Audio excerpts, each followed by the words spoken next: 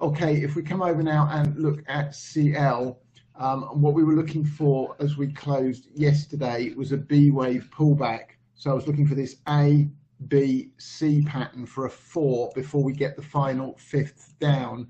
Well, we came down lower overnight, but we didn't hit a fib. We spiked the 618 and not got to the 764.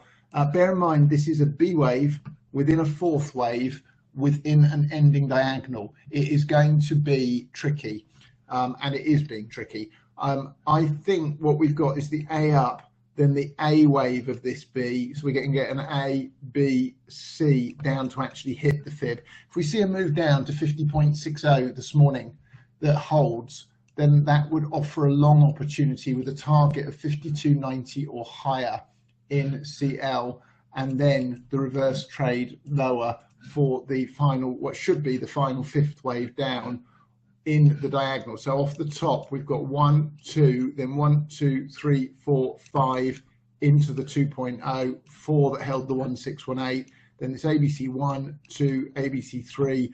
This is the 4 we're in.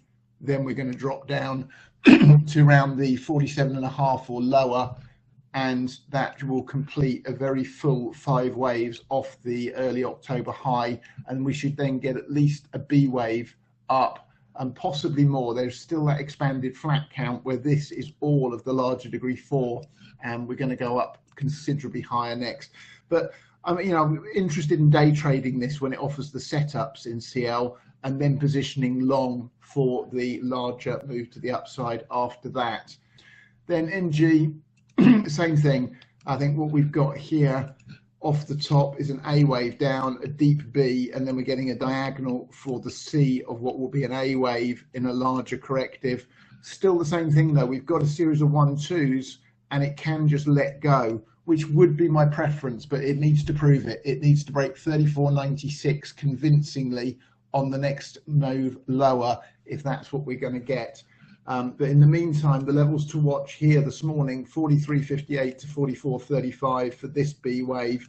Then we should come down to 38.30 or lower, at least in the next move down in NG.